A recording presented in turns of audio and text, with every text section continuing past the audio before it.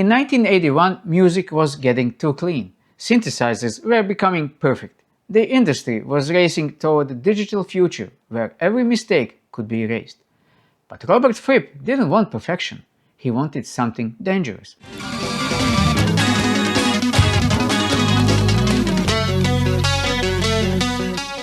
He wanted the sound of a machine that had been pushed so far it started to feel human. It was simply too much to ever consider doing again. The decision was to form a first division venture. I am very interested in the idea of the gamelan because it's a system of music which you can divorce at all from the societal system or the value system which gives rise to it. I mean, it's impossible to have a star system in gamelan. Think about that. Most artists spend their careers trying to hide their flaws. King Crimson decided to weaponize them. When they showed up with discipline, fans were genuinely confused. Where was the mellotron? Where were the massive distorted riffs from Red? Instead, they heard these cold, interlocking patterns that sounded more like a high-speed textile mill than a rock band. It felt clinical. It felt distant. But really, it doesn't work like that at all. Music plays the musician, and the test of any good music, in a practical way, is when you can't tell whether the musician is playing the music or the music is playing the musician. But that was the point. Fripp had spent years in a self-imposed exile, and he came back with a rule book that would have killed any other band. The first rule was simple. No one is the star. The discipline referred to was that required from the performers of the piece to avoid attracting attention to themselves, to affect the posture of the village musician who may have a modest part, requiring no virtuoso technique, but which is an essential element of a slowly and subtly changing fabric of the even interwoven parts. The natural product of our particular culture is the star system. You couldn't conceivably have stars within gamelan. It simply wouldn't be possible. In the 70s, prog rock was about the hero. One guy played a 10-minute solo while the others waited. Fripp viewed that as a massive waste of energy. He looked at the Industrial Revolution for a better way.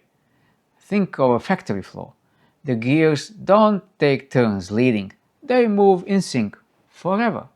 But here's the thing, if you make music that is perfectly synchronized, it's just wallpaper. It sounds dead. The secret to the disciplined sound wasn't the precision, it was the micro error. For example, take the song like Frame by Frame. It's the ultimate test of human endurance. Basically, it breaks down that the rhythm section is in 17 and the front line are in 15. Fripp and Adrian Belew played the same rapid-fire pattern in 7/8 time.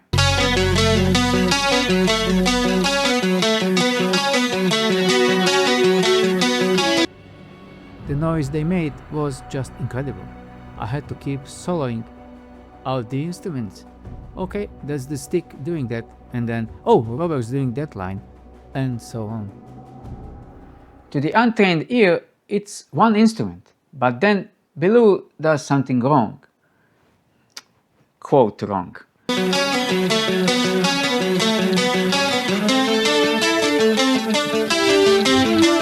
He plays his pattern just a fraction faster than Fripp. But can you take it faster? And can you bring your mind to a sufficient point of independence outside that 5 so that your attention can be spread from the immediate moment you're working in to accept an underpinning of 17 beneath your 15 and develop a relationship with it? Now imagine 2 massive cogwheels spinning. One is at 100 RPM, the other is at 101. For a few seconds, everything feels like it's falling apart. The sound begins to shimmer and blur, not because of a pedal, but because of the physical limit of human fingers. That tension, the feeling that the song is about to crash, is what gives the record its heart. It's the sound of 2 machines trying to be identical and failing. That's the industrial error. But it wasn't just the guitars. You have to consider the gear they were fighting. Bellew was obsessed with the Roland GR300 guitar synth. Most people use it to mimic string sections on flutes. Bellew used it to sound like a factory siren. The tech back then was clunky. If you played too fast, the machine would glitch. It would lose the note. Also, it makes you think. It makes you drop expectations and approach your music in a different way. If you're used to playing in 4, then to suddenly work in 5, you have to drop your licks and pick up a few new ones. But it takes time. Most guitarists hated that. Bellew leaned into it. I realized, hey, I'm not playing my guitar, I'm just basically sounding like Robert. Where's my voice in this? So I picked up my Stratocaster, restrung it, and everything changed. He made the guitar scream like a whistle or a dying engine. He took the frustration of 1980s technology and turned it into a new language of noise. Then you have Bill Bruford. He walked into the studio with these bright yellow hexagonal plastic pads, the Simmons electronic drums. They were brand new and they sounded like nothing else. Critics called them cold. They called them soulless. But that's exactly why Bruford wanted them.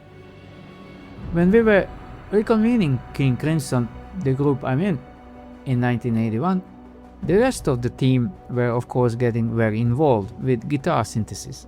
The drummer looked around, obviously, and, not wanting to be left out, naturally knocked on Dave Simmons' door.